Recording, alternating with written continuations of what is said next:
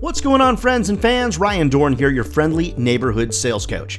This week, we're digging in on what you can do to be successful with incentive programs. Now, we could take this conversation 100 different ways to Sunday, but I want to focus in on incentives that hopefully will help you close deals faster.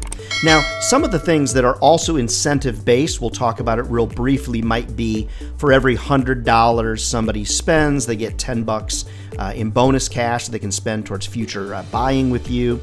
For every $1,000 they spend, they get $100, or whatever you want to set that up. Those really aren't the exact incentives I'm talking about. Those incentives are great. What I'm talking about is the incentives to get people to sign. So one of the biggest struggles we have in the sales business is, what do we do to move the needle, get people off their duff, and get people to sign these darn agreements? So let's talk about some of the things that I like to do. Now, one of the first things that you can do is put a time limit on the price that you've given.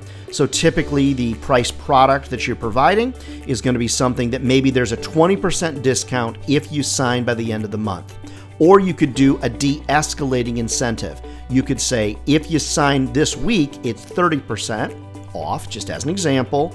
I know some of you aren't into discounting, I get that. If you wait 2 weeks, it's 20% off. If you wait 3 weeks, it's 10% off. And if you wait a month, there's no discount at all. Now, some of you might say, well, Ryan, I just don't really like, to play games with people. Well, what's interesting is games get people thinking. And actually, most people like playing games, just to be honest. So when you think through this, you've got to be asking yourself, what are the incentives that I can put in place that potentially would encourage somebody to sign faster?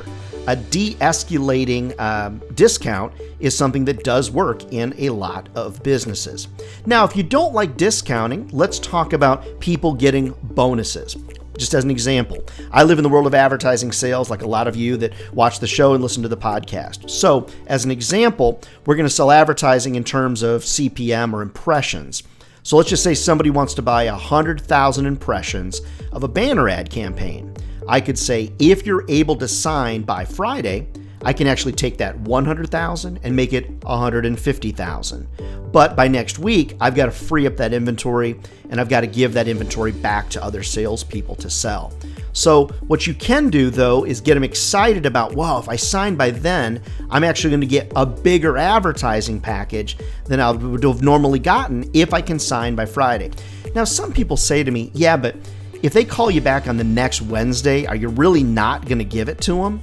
Well, I'm in a unique situation. The answer is I typically don't. It really depends upon the circumstance, but typically I don't. If the expiration date is Friday, the expiration date is Friday. Now, if they've been a super valuable customer, I've had them as a customer for a lifetime, I'm probably going to honor it. But typically, incentives to sign are only as good as your ability to train people, get off their duff and sign on the dotted line. Guess what? They're going to lose that particular incentive. All right, let me give you another example. And this is used by a lot of different companies.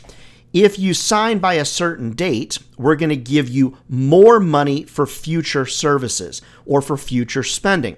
So again, using an advertising example, if you buy 3 ads and you sign by Friday, you'll get a 4th ad free. Or if you buy 4 ads and you sign by Friday, I'll double the size of the 4th ad. Do you kind of see where I'm going?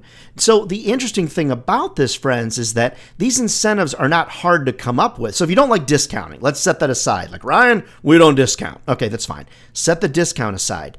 Then what you're doing is you're actually incentivizing them to sign, but you're doing good things for them that don't typically cost you more money, like giving them another 50,000 impressions. It's really not going to cost you anything. Taking somebody from a half-page ad to a 2/3. You already got to print the half-page ad anyway.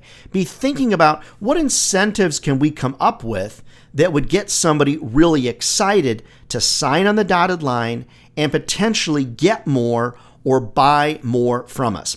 Now, some of you might say, because you're cynics out there, and that's okay, live your life, right? Live your best life. Some of you might just say, hey, Ryan, we don't have any flexibility. There's nothing that we can do to get somebody to sign faster. I'm just telling you, friends, I disagree. Get together.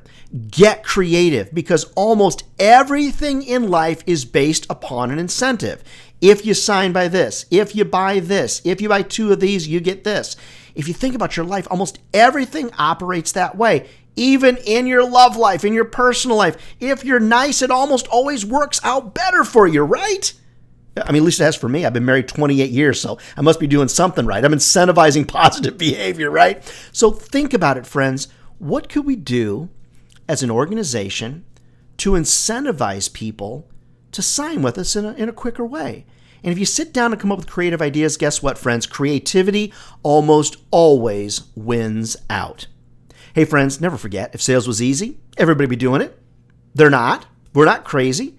It's a great career. It'll feed your family for a lifetime. I promise. Hey, I'd love to come and train your sales team. Love to come motivate your group at your national sales meeting. Reach out to me over at ryandohrn.com.